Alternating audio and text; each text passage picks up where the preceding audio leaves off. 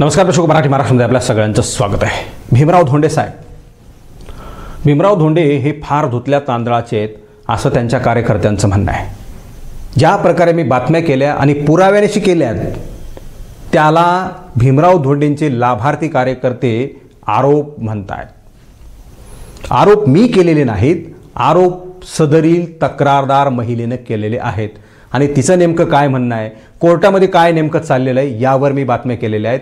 मी आरोप केलेले नाही, पुराव्यानिशी सगळ्या गोष्टी दाखवलेल्या आहेत। या सगळ्या गोष्टी कशा चाललेल्या आहेत हे मराठी महाराष्ट्राला मुळापासून ते पूर्ण शेंड्यापर्यंत सगळ्या गोष्टी माहीत आहेत। सदरील कार्यकर्ता, भीमराव धोंडेंचा कार्यकर्ता असं म्हणाला की धोंडे साहेब अत्यंत स्वच्छ मनाचे माणूस आहेत।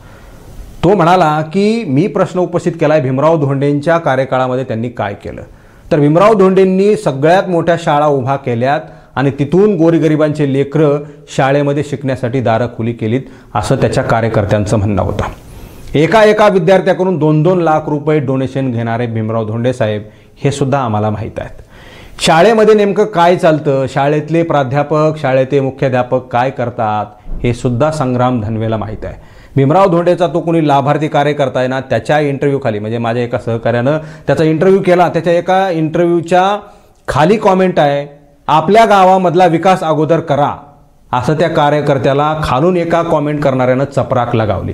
त्याचंच उत्तर दे म्हणावं, माझं उत्तर देत बसू नको आणि माझं उत्तर द्यायची सुद्धा काही कारण नाही, तू पुरणार सुद्धा नाहीस आणि तुझा नेता सुद्धा पुरणार नाही, अशी सगळी परिस्थिती आहे। भीमराव धोंडे भांबावून गेलेले आहेत। आता नेमकं करायचं काय, देवाकडे जाऊन साकडं घालतायत, बंद दाराआड, बंद मंदिराच्या आड, त्या ठिकाणी सांगतायत कोणीतरी पत्रकार मागं लागलाय आणि माझी इडापिडा टळू दे, अशा प्रकारे कुठल्या तरी मंदिरामध्ये जाऊन ते अभिषेक घालतायत। मला त्यांना सांगायचं आहे की कुठल्याही अभिषेकाने तुम्ही केलेले काळे कृत्य अजिबात झाकणार नाहीत। पृथ्वी तलावर अशा प्रकारची कुठलीही ताकद नाही की जे तुम्ही केलेले काळे धंदे नष्ट करू शकते। तुम्ही कुठल्याही देवाकडे जा आणि काहीही साकडं घाला, दुधाने, दह्याने, तुपाने आणि कुठल्याही त्या ठिकाणी रसायनाने अभिषेक घाला, ते अभिषेक काहीही करू शकत नाहीत, हे मी तुम्हाला ठामपणे सांगू शकतो। कारण तुम्ही केलेले काळे कारनामे हे काल्पनिक नाहीत, हे वास्तवात आहेत आणि पुराव्यानिशी आहेत। ते कधी ना कधी बाहेर आल्याशिवाय राहणार नाहीत आणि त्याचे भोग तुम्हाला भोगावे लागणार आहेत। हे काळ्या दगडावरची पांढरी रेघ आहे।